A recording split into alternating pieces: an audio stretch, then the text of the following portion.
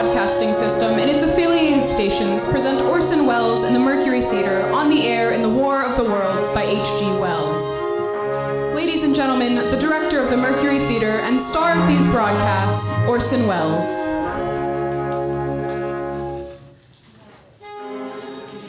We know now that in the early years of the 20th century, this world was being watched closely by intelligences greater than man's and yet as mortal as his own.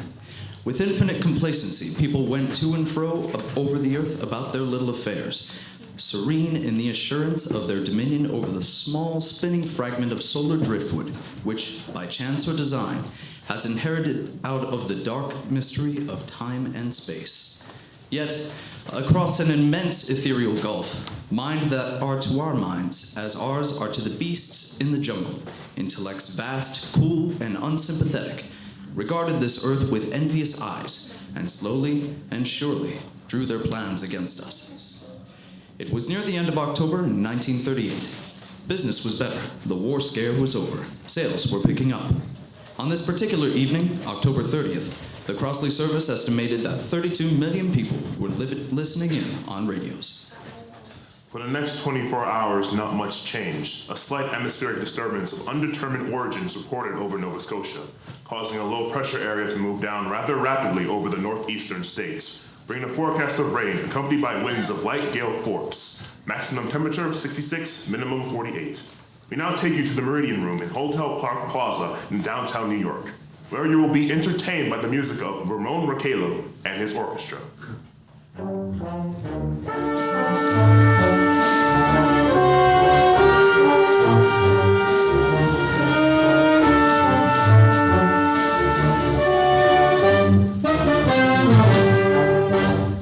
Ladies and gentlemen, we interrupt our program of dance music to bring you a special bulletin from the Intercontinental Radio News. At 20 minutes before 8 Central Time, the Mount Jennings Observatory in Chicago, Illinois, reports observing several explosions of incandescent gas occurring at regular intervals on the planet Mars. The spectroscope indicates the gas to be hydrogen and moving towards Earth with enormous velocity.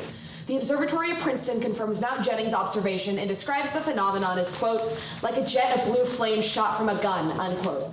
We now return you to the music of Ramon Raquello playing for you in the Meridian Room of the Park Plaza Hotel situated in downtown New York.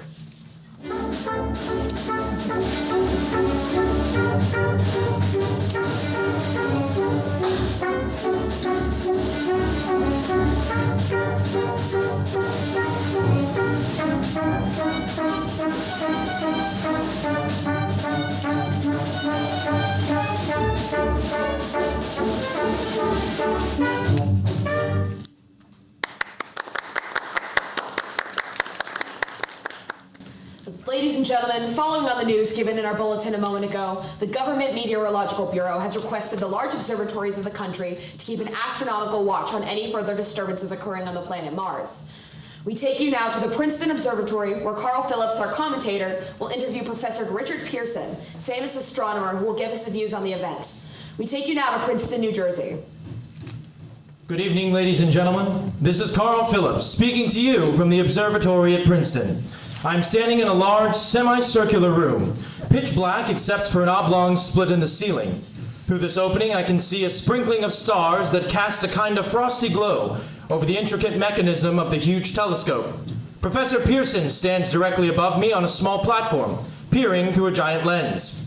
Professor, may I begin our questions? At any time, Mr. Phillips. Professor, would you please tell our radio audience exactly what you see as you observe the planet Mars through your telescope? Nothing unusual at the moment, Mr. Phillips. A red disk swimming in a blue sea. Transverse stripes across the disk. Quite distinct now because Mars happens to be at the point nearest to Earth, in opposition, as we call it. In your opinion, what do these transverse stripes signify, Professor Pearson? Not canals, I can assure you, Mr. Phillips, although that's the popular conjecture of those who imagine Mars to be inhabited. From a scientific viewpoint, the stripes are merely the result of atmospheric conditions peculiar to the planet. Then you're quite convinced as a scientist that living intelligence as we know it does not exist on Mars? I'd say the chances against it are 1,000 to 1. And yet, how do you account for those gas eruptions occurring on the surface of the planet at regular intervals? Mr. Phillips, I cannot account for it. By the way, Professor, for the benefit of our listeners, how far is Mars from Earth? Approximately 40 million miles. Well, that seems a safe enough distance. Just a moment, ladies and gentlemen. Professor Pearson has passed me a message which he has just received. Ladies and gentlemen, I shall read you a wire addressed to Professor Pearson from Dr. Gray of the National History Museum, New York. Quote, 9:15 p.m. Eastern Standard Time. Seismograph registered shock of almost earthquake intensity occurring within a radius of 20 miles of Princeton. Please investigate, unquote. Professor Pearson, could this occurrence possibly have something to do with the disturbances observed on Mars? Hardly, Mr. Phillips. This is probably a meteorite of unusual size, and its arrival at this particular time is merely a coincidence. However, we shall conduct a search as soon as daylight permits. Thank you, Professor. Ladies and gentlemen, for the past 10 minutes, we've been speaking to you from the observatory at Princeton, bringing you a special interview with Professor Pearson, noted astronomer. This is Carl Phillips speaking. We are returning you now to our New York studio.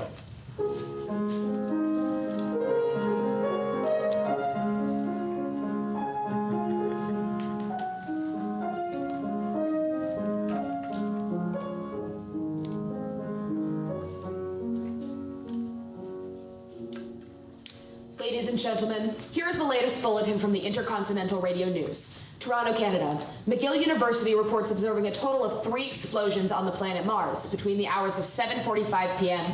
and 9:20 p.m. Eastern Standard Time. This confirms earlier reports received from American observatories. Now, nearer home comes a special announcement from Trenton, New Jersey. It is reported that at 8:50 p.m., a huge flaming object, believed to be a meteorite, fell on a farm in the neighborhood of Grover's Mill, New Jersey, 22 miles from Trenton. The flash in the sky was visible within a radius of several hundred miles, and the noise of the impact was heard as far north as Elizabeth. We have dispatched a special mobile unit to the scene, and we'll have our commentator, Carl Phillips, give you a word description as soon as he can reach there from Princeton. In the meantime, we take you to the Hotel Martinet in Brooklyn, where Bobby Millett and his orchestra are offering a program of dance music.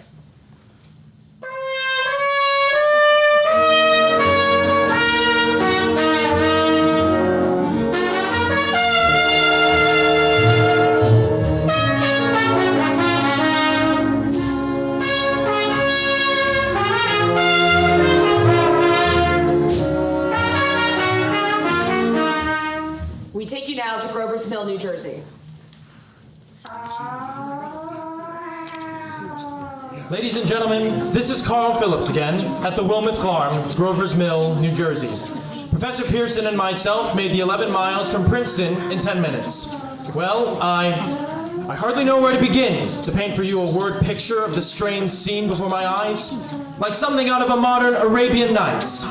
Yes, I guess that's the thing directly in front of me, half buried in a vast pit. Must have struck with terrific force. The ground is covered with splinters of a tree and must have struck on its way down. What I can see of the object itself doesn't look very much like a meteor, at least not the meteors I've seen. It looks more like a huge cylinder. It has a diameter of, what would you say, Professor Pearson? About 30 yards. About 30 yards. The metal on the sheath is, well, I've never seen anything like it. The color is sort of yellowish white. Curious spectators now are pressing close to the object in spite of the efforts of the police to keep them back. They're getting in front of my line of vision. Would you mind standing to one side, please? One side there, one side. While the policemen are pushing the crowd back, here's Mr. Wilmeth, owner of the farm here. Mr. Wilmeth, would you please tell the radio audience as much as you remember of this rather unusual visitor that dropped in your backyard? Ladies and gentlemen, this is Mr. Wilmeth. Yes, sir. Well, I was listening to the radio and I kind of drowsed, and that professor fellow was talking about Mars, so I was half dozing and half... Yes, Mr. Wilmeth. Then what happened? Yeah, I was listening to the radio kind of halfway. Yes, Mr. Wilmeth, and then you saw something? Not first off. I heard something. And what did you hear? A hissing sound. It sounded kind of like this. Kind of like a 4th of July rocket. Then what? Turned my head out the window and would have swore I was sleeping dreaming. Yes? I seen a kind of greenish streak, and then zingo! Something smacked the ground, knocked me clear out of my chair. Well, were you frightened, Mr. Wilmeth? Well, I ain't quite sure. I reckon I was kind of riled. Thank you, Mr. Wilmeth. Thank you. Ladies and gentlemen, you've just heard Mr. Wilmeth, owner of the farm where this thing has fallen. I wish I could convey the atmosphere, the background of this fantastic scene. Hundreds of cars are parked in a field in the back of us. Police are trying to rope off the roadway leading to the farm, but it's no use. They're breaking right through. Car's headlights throw an enormous spot on the pit where the object's half buried. One man wants to touch the thing. He's having an argument with a policeman. The policeman wins. Now, ladies and gentlemen, there's something I haven't mentioned in all this excitement, but now it's becoming more distinct. Perhaps you've caught it already on your radio. Listen. Do you hear it? It's a curious humming sound that seems to come from inside the object. I'll move the microphone nearer. Now we're not more than 25 feet away. Can you hear it now? Oh, Professor Pearson. Yes, Mr. Phillips. Can you tell us the meaning of that scraping noise inside the thing? Possibly the unequal cooling of its surface? I see. Do you still think it's a meteor, Professor? I don't know what to think. The metal casing is definitely extraterrestrial, not found on this Earth. Friction with the Earth's atmosphere usually tears holes in a meteorite. This thing it's smooth and, as you can see, of cylindrical shape. Just a minute. Something's happening. Ladies and gentlemen, this is terrific. The end of the thing is beginning to flake off. The top is beginning to rotate like a screw. What? The thing must be hollow. Oh my God! Ladies and gentlemen, this is the most terrifying thing I've ever witnessed. Wait a minute. Someone's crawling out of the hollow top. Someone or something. I can see peering out of that black hole two luminous discs. Are they eyes? Oh my God! It might be a face. It might be... Good heavens. Something's wriggling out of the shadow like a gray snake. Now it's another one. And another. They look like tentacles to me. There, I can see the thing's body. It's large. Large as a bear, and it glistens like wet leather. But that face, ladies and gentlemen, it's indescribable. I can hardly force myself to keep looking at it.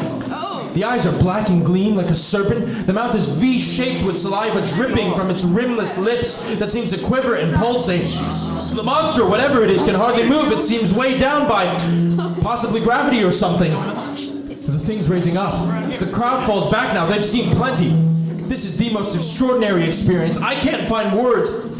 I'll pull this microphone with me as I talk. I'll have to stop the description until I can take a new position. Hold on, will you please? I'll be right back in a minute. Eyewitness account of what's happening on the Wilmouth Farm, Grover's Mill, New Jersey. We now return you to Carl Phillips at Grover's Mill. Ladies and gentlemen. Hang on. Ladies and gentlemen, here I am, back of a stone wall that adjoins Mr. Wilmot's garden. From here I get a sweep of the whole scene. I'll give you every detail as long as I can talk, as long as I can see. More state police have arrived. They're drawing up a cordon in front of the pit, about 30 of them. 2 policemen advance with something in their hands. I can see it now. It's a white handkerchief tied to a pole. A flag of truce. If those creatures know what that means, what anything means... Wait, something's happening. A humped shape is rising out of the pit. I can make out a small beam of light against a mirror. What's that? There's a jet of flame springing from the mirror. And it leaps right at the advancing men. It strikes them head on. Good Lord, they're turning into flame! Oh, the whole field's caught fire. The woods, the barns, the gas tanks of automobiles. It's spreading everywhere. It's coming this way about 20 yards to my right. Ladies and gentlemen, due to circumstances beyond our control, we are unable to continue the broadcast from Grover's Mill. However, we will return to that point at the earliest opportunity. In the meantime, we have a late bulletin from San Diego, California. Professor Indel speaking at a dinner at the California Astronomical Society, expressed the opinion that the explosions on Mars are undoubtedly nothing more than severe volcanic disturbances on the surface of the planet. We now continue with our orchestral interlude.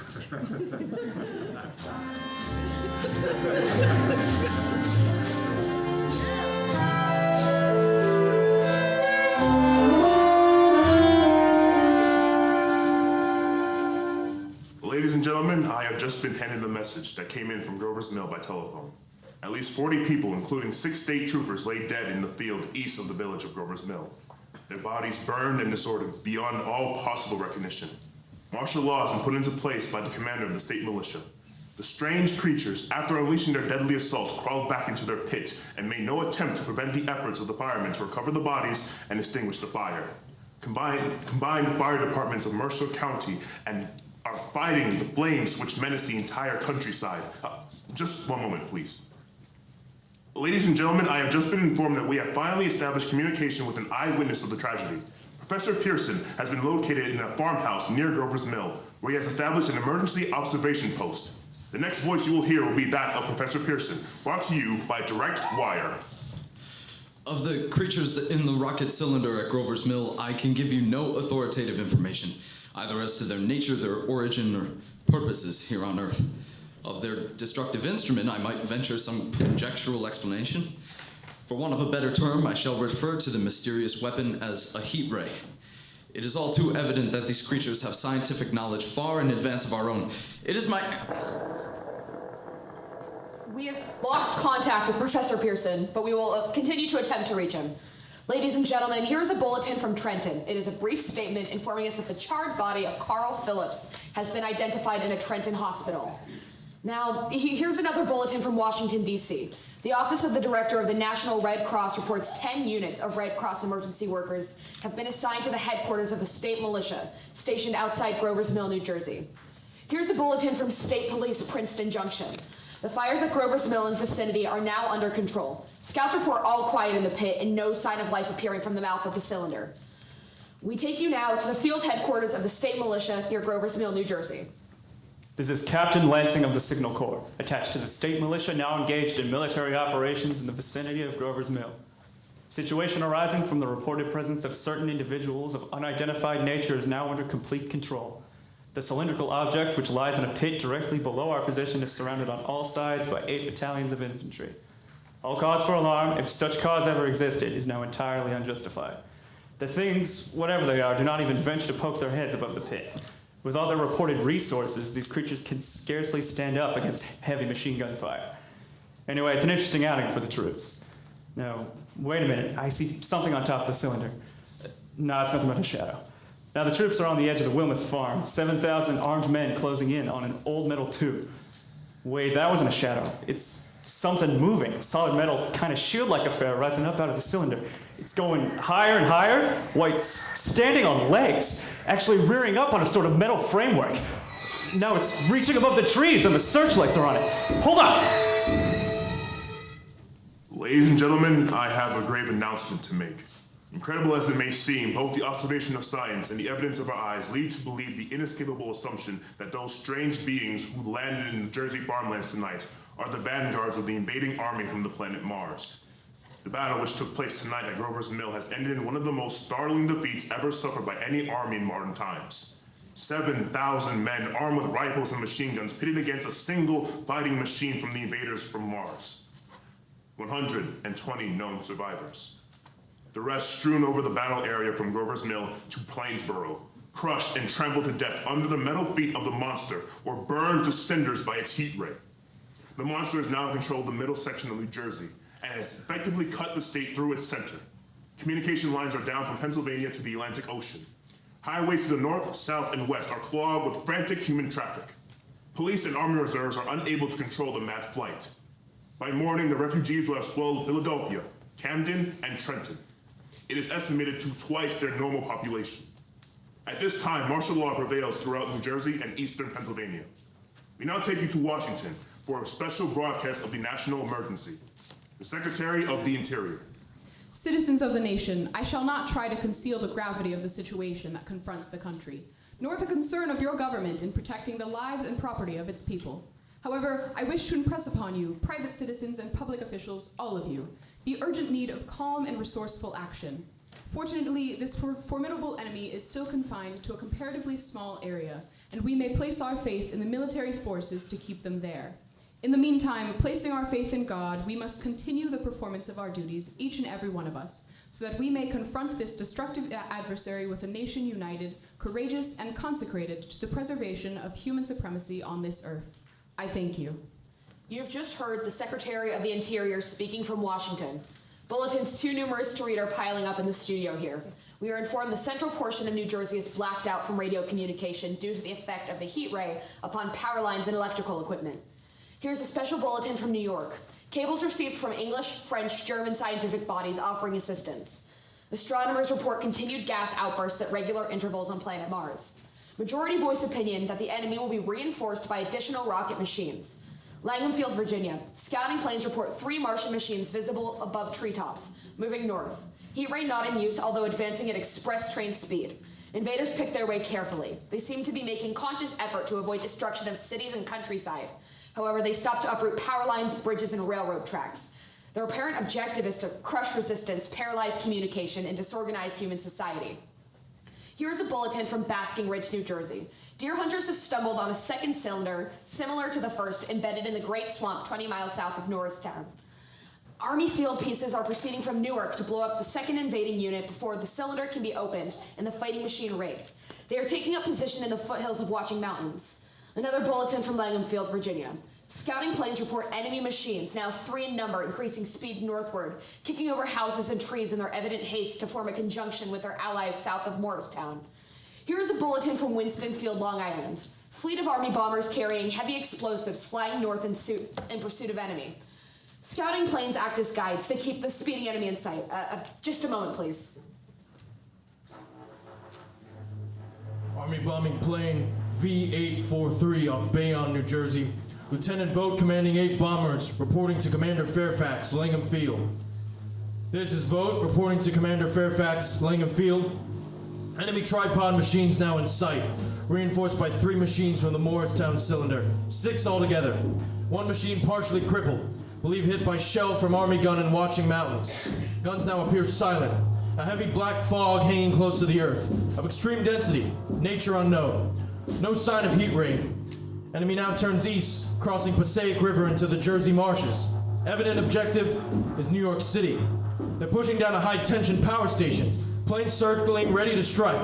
1,000 yards and will be over the first. There they go! The giant arm raised. Green flash, they're spraying us with flame! 2,000 feet, engines are giving out. No chance to release bombs, only one thing left. Drop on them, plane and all. We're diving on the first one. Well, now the engine's gone. 8! This is Bayonne, New Jersey, calling Langham Field. This is Bayonne, New Jersey, calling Langham Field. Come in, please. This is Langham Field. Go ahead. 8 Army bombers in engagement with enemy tripod machines over Jersey Flats. Engines incapacitated by heat ray, all crashed.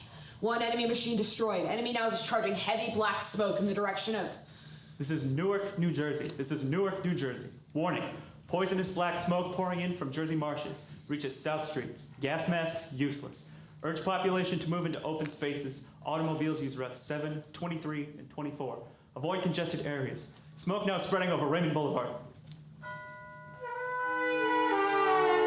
I am speaking from the roof from the broadcast building in New York City.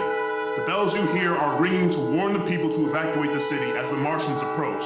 Estimated in less than 2 hours, 3 million people have moved out along the roads to the north. Hutchinson River Parkway still kept open for motor traffic. Avoid bridges to Long Island, hopelessly jammed. All communications with New Jersey Shore closed 10 minutes ago. No more defenses. Our army wiped out. Artillery, Air Force, everything wiped out. This may be the last broadcast. Streets are jammed. Noise in the crowd like New Year's Eve in the city. Wait a minute. Enemy now in sight above the Palisades. 5 great machines. First one's crossing river. I can see it from here, wading the Hudson like a man wading through a brook. A bulletin is handed to me. Martian cylinders are falling all over the country. 1 outside Buffalo, 1 outside Chicago, St. Louis. Shores seem to be timed in space. Now the first machine reaches. He stands watching, looking over the city. His steel, cowlish head is even with the skyscrapers. He waits for the others. Now they're lifting their metal hands. This is the end now. Smoke comes out. Black smoke dripping over the city. People in the streets see it now. They're running towards East River. Thousands of them dropping like rats. Now the smoke's spreading faster. It's reached Times Square. People trying to run away from it, but it's no use. They're falling like flies. Now the smoke's crossing 6th Avenue, 5th Avenue, 100 yards away. It's 50 feet.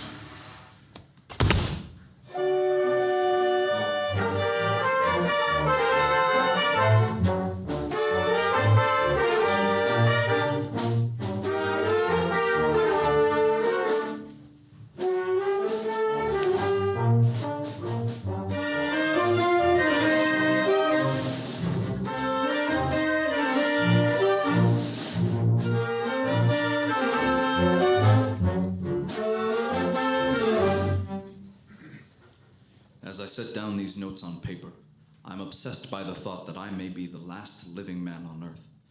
I've been hiding in this empty house near Grover's Mill, a small island of daylight cut off by the black smoke from the rest of the world. All that happened before the arrival of these monstrous creatures in the world now seems part of another life.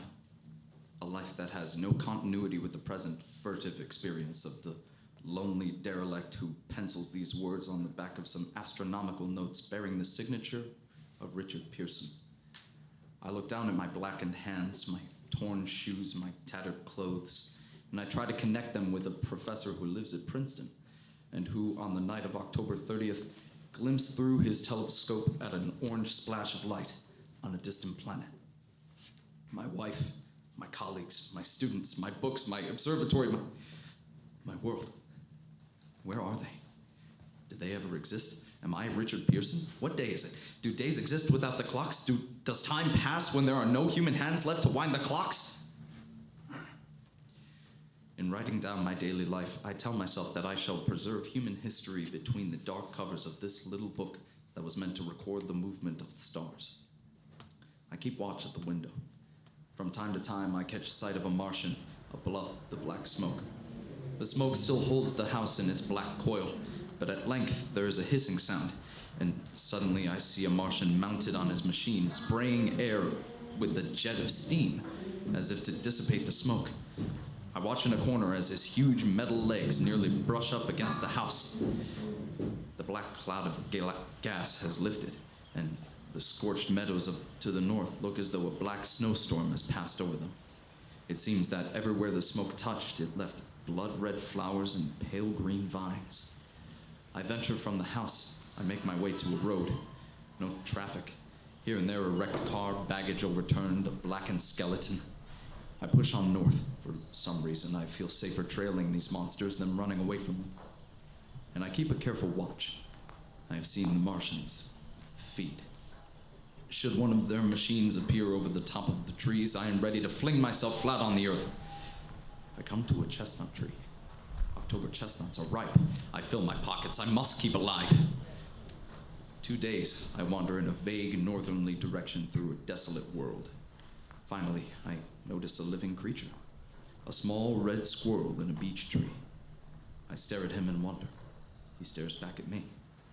I believe in that moment, the animal and I shared the same emotion, the joy of finding another living being. I push on north. I come at last to the Holland Tunnel. I entered that silent tube, anxious to know the fate of the great city on the other side of the Hudson.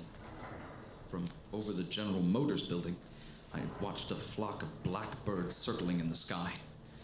I hurried on. Suddenly, I caught sight of the hood of a Martian machine standing somewhere in Central Park, gleaming in the late afternoon sun. An insane idea. I rushed recklessly across Columbus Circle and into the park. I climbed a small hill above the pond at 60th Street. From there I could see, standing in a silent row along the mall, 19 of those great metal titans, their cowls empty, their great steel arms hanging listlessly at their sides. Suddenly, my eyes were attracted to an immense flock of black birds that hovered directly below me. They circled the ground, and there, before my eyes, stark and silent, lay the Martians, with the hungry birds pecking and tearing brown shreds of flesh from their dead bodies. Later, when the bodies were examined in the laboratories, it was found that they were killed by the putrefactive and disease bacteria against which their systems were unprepared. Slain, after all men's defenses had failed, by the humblest thing that God put upon this earth. Strange it now seems to sit in my peaceful study at Princeton, writing down this last chapter of the record begun at a deserted farm in Grover's Mill. Strange to see from my window the university spires dim and blue through an April haze. Strange to see young people strolling on the green, where the new spring grass heals the last black scars of a bruised earth. Strange to watch sightseers enter the museum where the dissembled parts of a Martian machine are kept on public view. Strange when I recall the time when I first saw it, bright and clean cut, hard and silent, under the dawn of that last great day.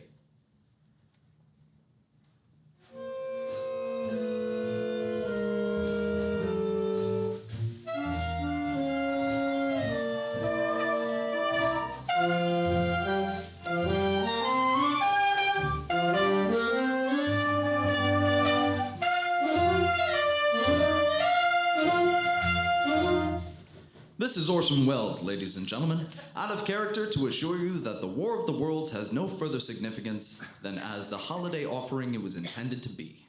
The Mercury Theater's own radio version of dressing up in a sheet and jumping out of a bush and saying boo. We annihilated the world before your very ears and utterly destroyed the CBS. You will be relieved, I hope, to learn that we didn't mean it, and that both institutions are still open for business. So goodbye, everybody, for the next day or so, and remember the terrible lesson you learned tonight.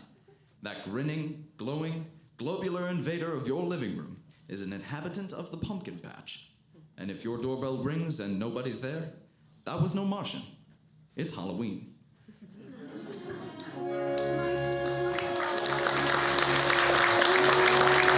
Coast to Coast have brought you The War of the Worlds by H.G. Wells, the 17th in its weekly series of dramatic broadcasts featuring Orson Welles and the Mercury Theater on the air. This is the Columbia Broadcasting System.